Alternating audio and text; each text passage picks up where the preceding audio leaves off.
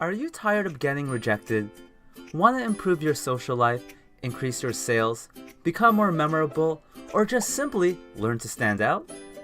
Hey Brainwashed friends, I'm Aaron Tupaz of Positively Brainwashed, and today I'm excited to teach you how to stop being boring. Now, if you're someone who likes to be alone with no friends, then this video is not for you. Otherwise, let's get started. The first tip is to send people in an emotional roller coaster ride. There's an old saying by Maya Angelou. At the end of the day, people won't remember what you said or did, they will remember how you made them feel. Say this quote 100 times until it's engraved in your head. So learn to transition back and forth between various emotional topics from thrilling to scary to funny to heartfelt to shocking and so on. Also, don't be afraid to talk about what you truly feel. This is why some 5-year-olds are more interesting than most people in their mid-40s. They can instinctively express how they truly feel because they haven't learned yet to filter themselves based on society's expectations.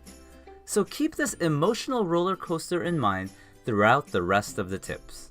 The second tip is to answer questions with emotions, as if you've never answered them before. If someone asks you where you're from or what you do for a living, don't just answer, "I'm from Canada. I'm an online English teacher." Instead say, "Oh, I'm from Canada. I teach English online to thousands of people around the world without ever having to leave my home." Remember, the way you say something is much more important than the actual words. Next is to understand that even more important than how you say something is your body language. If you want to be memorable, use open gestures and different facial expressions when communicating to people. I can't emphasize this enough.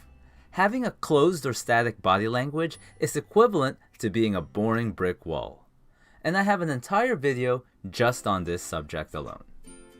The next tip is to have emergency go-to scripts, so you can walk into any conversation with confidence knowing you have questions you can ask. These are my 2 personal favorites. Besides work, what makes you excited to wake up in the morning? So, working on any personal projects at the moment? Now there's a chance your conversation partner might ask you these questions back, so you better have good answers prepared. And remember tip number 2, to answer like you've never answered them before.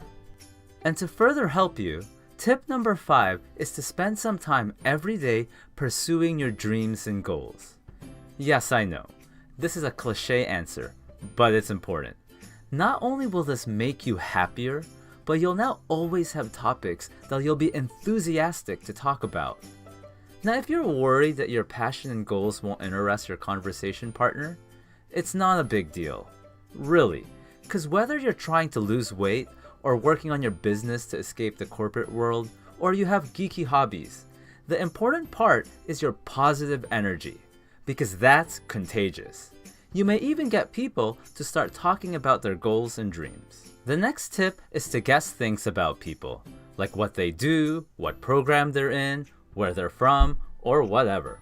For example, "So what do you do for a living?" Let me guess. You're a professional football player.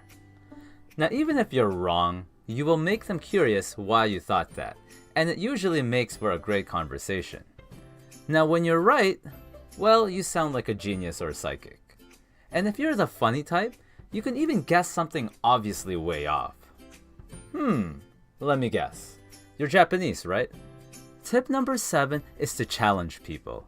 After someone has told you something like what they do for a living or their hobbies, challenge them with follow-up questions that make them dig deep. A really hot girl who has been approached thousands of times has probably answered the same questions over and over again, with guys simply responding with, "Really? Cool. Me too."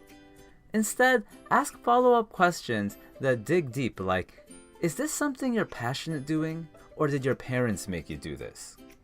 Ask more why and how questions like, "So why did you start dancing?" Because when you challenge people, your compliments afterwards will sound more validating when your conversation partner feels like they earned it. With my English students online, if they give me vague or boring answers, sometimes I even use silence to pressure them to give better answers. Remember, it's about how you make them feel, and making people feel a little awkward, only to make them feel great afterwards for putting in effort, will make you memorable. Tip number 8 is to sometimes take risks and talk about controversial topics. Now, I do caution that you really use your social intelligence on this one, like on how much risk you take given a situation. Like, don't announce your political views so openly at work if you think it may get you fired. But for the most part, people don't take enough risks. I would rather have just a handful of friendships where I can talk about anything from moral dilemmas like whether it's right to kill animals, my stances on gun laws, capital punishment, politics, religion, and things that many people are afraid to talk about. Next, become more genuinely interested and curious about others. Please don't fake this. Besides our basic needs like wanting food and shelter, people desire to feel important. So just making people feel that you want to learn more about them will make you less boring to their eyes. And make sure you show this with your body language as well, like giving eye contact with your feet and torso facing towards your conversation partner. It may help to turn off your cell phone and not to be so distracted about the environment. Perhaps imagine a little bubble just around the two of you. And as a bonus tip, start your every morning with something that will energize you and get you to think more positively. I personally wake up to my motivational audio alarm clock, so I start my every morning with a positive mindset, and then I listen to affirmations that remind me of all my goals, like to work out, to eat healthy, to work my butt off, to read a positive book, and much more. Remember, you won't learn to stop being boring overnight. People who you think are naturals have simply developed positive habits. So by conditioning your mind every morning to become a better version of yourself, you can ensure to develop and maintain these habits and learn how to stop being boring. Thanks for watching.